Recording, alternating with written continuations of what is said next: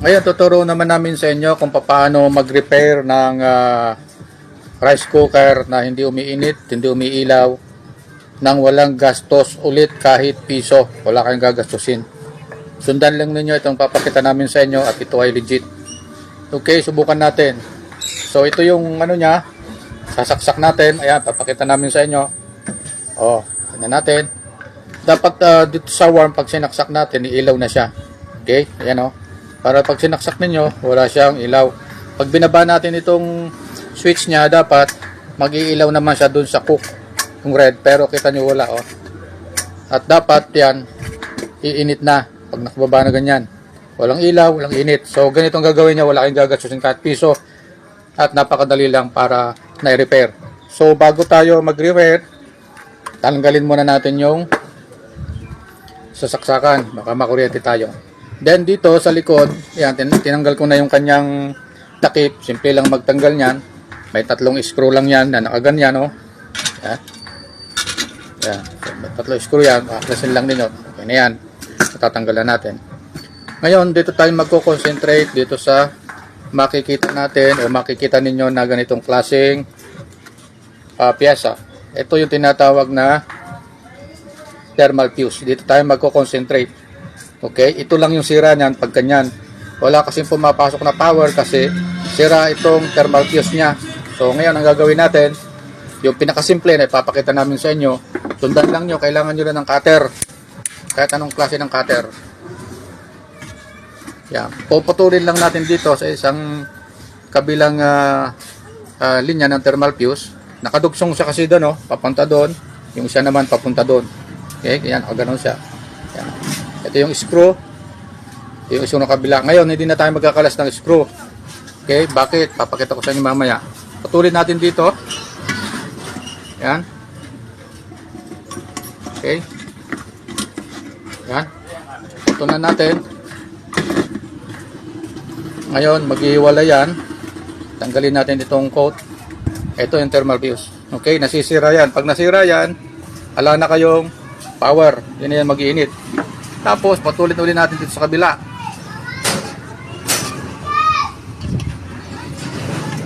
Okay, yan na. Okay, ngayon, ang gagawin natin dyan, tatanggalin natin to. Tanggalin natin itong coat. Coated niya. Pareho, magkabila. Tanggal na. Itong dalawang to, pagdudugtungin lang natin. Okay. Ayan o. Pagdudugtungin lang natin na ganon. Para mapagdugtong yan, pipilipitin natin. Okay? So malambot naman yan. Pwede nyo pilipitin ng kamay kung wala kayong pliers. Okay, kung mayroon, mas maganda yung pagkakapilipit ninyo. Okay, so ganun lang kasimple. So magkadikit na yan. Okay? Ayusin lang natin. Yan. Okay, yan. So, dahil natanggal na natin yung thermal fuse, sira siya. Ang ginawa natin ay binaypass na natin. Ibig sabihin yan, rekta o bypass.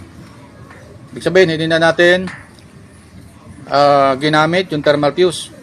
Talagang inalis na natin kasi sira siya. At kung papalitan ulit nyo yan, sira ulit yan. Babalik ulit sa inyo kung kayo manggagawa. Kung kayo magaling na gagawa, pagka pinalitan nyo yan, kinabukasan babalik ang customer nyo. Bakit? Sunog ulit yan, sira ulit.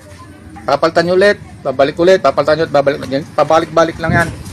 Kaya ang ginagawa ng mga matatagal na customer, ng mga manggagawa, binabypass yan. Ayaw lang niya sabihin sa inyo. Pinakita na namin sa inyo para malaman niyo kung paano ito gagawin nang walang gastos. Hindi nyo na ipapagawa sa iba. Sisingilin kayo ng mahal, pero ganyan lang palang gagawin. Okay? Ayan. So ngayon, may linya niya yan. Pagka yan ay tinesting natin, okay na yan. Ngayon, testingin natin. Tingin natin. Okay, yan. So, ang gagawin natin, try natin na saksak. So ito, nakita nyo to. Saksak natin. Yan. Medyo maluwag lang tong ano niya, pero gumagana pa yan. Saksak natin ng ayos. So, medyo maluwag siya, oh. Pero Agana pa yan. So, pag sinaksak natin, automatic mag-iilaw to. Saksak natin. Ayun, kita nyo? Nag-iba kulay, oh. Sumaksak, mayroon ng power. Ayun na, oh. Kita nyo? Sa pa. Yan yung mabuti. O, yun. Ngayon, pagka binaba natin ito, mag-iilaw naman yun. Yung red, yung cook. Ayun, kita nyo? Ayun, oh. Nag-cook na siya, oh. O, tanggal natin. Lipat siya doon. Ilaw sa cook, mamamatay yung worm. Ilaw sa cook. Tapos, iinit na ito. Ayan, oh. Nag-umpisa ng uminit. Ayan, mainit na siya. Okay? Mainit na siya. Okay? Kita ninyo? So, ganoon lang kasimple. Oh. So, kailangan mabigat to. Pag may laman na yan, pag ginanon natin, ayan o. Oh, nakaano na siya, nakakook. Pag inangat natin, pupunta sa worm. Cook natin, punta sa cook. Okay na. So, ganoon lang. Sana natutuloy kayo sa aming video sa napinakita sa inyo.